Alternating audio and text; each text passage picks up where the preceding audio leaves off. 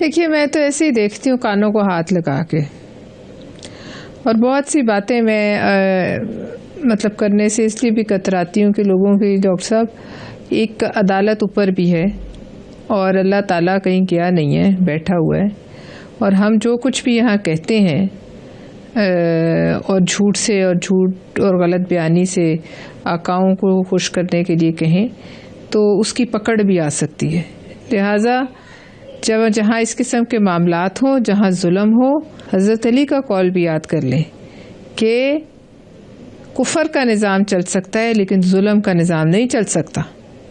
لہٰذا یہ جو کچھ ہوا ہے پنجاب میں اور جس طریقے سے پھر اس کو دبا دیا گیا، اس پر اسپیکر صاحب کہہ رہے ہیں کہ یہ فیک نیوز ہے. ایک تو یہ جو لفظ فیک نیوز ہے، میں سمجھتی ہوں اسی کی پابندی ہونی چاہیے.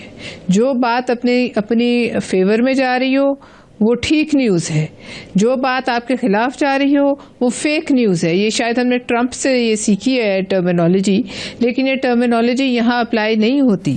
کسی کی جان چلی جائے وہ فیک نیوز ہے.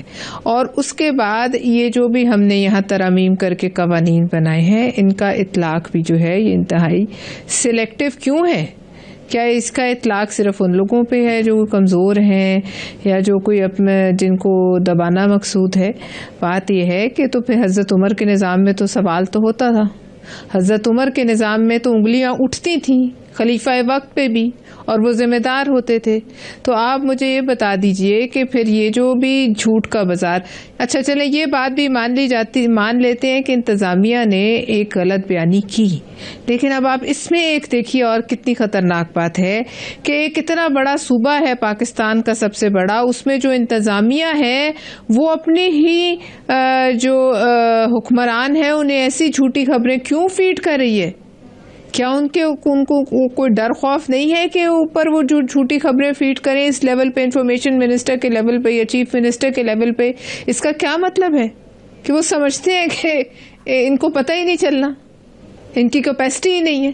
آپ یہ المیہ دیکھیں کہ انتظامیہ جو ہے وہ اپنے جو پولیٹیکل جو ان کے کیا کہنا چاہیے حکمران ہیں، جو حکمرانوں کو وہ اس قابل ہی نہیں سمجھتی کہ ان کو سچ ہی بتا دیا جائے. تو پھر آپ بتائیے کہ یہ تو ایک مذاق ہے کہ انتظامیہ کی اتنی جرت کہ وہ چیف منسٹر، انفارمیشن منسٹر مسلسل انہیں فیک نیوز فیڈ کیے جا رہے ہیں اور کہہ رہے ہیں کہ وہ بچی بھی نہیں جو ہے وہ گئی اس گٹر میں اور ماں بھی نہیں گئی. ڈاکٹر صاحب یہ تو ایک خود سوچنا چاہیے. میں سمجھتی ہوں پنجاب حکومت کو خود سوچنا چاہیے کہ اس انتظامیہ کو جس کے ایک تو پہلی بات یہ ڈاکٹر صاحب کہ جو یہ میٹنگز ہوتی ہیں یا جو بھی آپ کی انٹرنل میٹنگز ہیں، جس طرح سے بھی آپ نے صوبے کو چلانا ہے، کسی بھی صوبے کو، اس کا سکرینز پہ کوئی کام نہیں. مجھے اس میں کوئی انٹرسٹ نہیں، اوروں کو بھی کوئی انٹرسٹ نہیں. آپ اپنے آفیسرز کو جو مرضی کہیں، ان کو جس طرح مرضی ان کی جو ہے ان کو شاباش دیں یا ان کی سرزنش کریں، اس کا ٹی وی سکرینز پہ کوئی کام نہیں.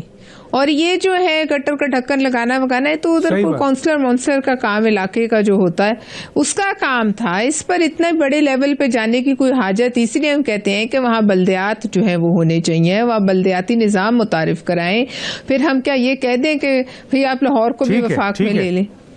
دیکھیے یہ باتیں جو ہیں، جب آپ ہم پر یہ دوسرے صوبوں پر انگلیاں اٹھاتے ہیں اور یہ باتیں ہوتی ہیں تو آپ صرف یہ المیہ دیکھ لیں کہ اس ساری انتظامیہ کو اٹھا کے آپ کو تو گھر بھیج دینا چاہیے تھا. جو آپ ہی کو سچ نہیں بتاتی تو انہوں نے لوگوں کے ساتھ کیا کرنا ہے؟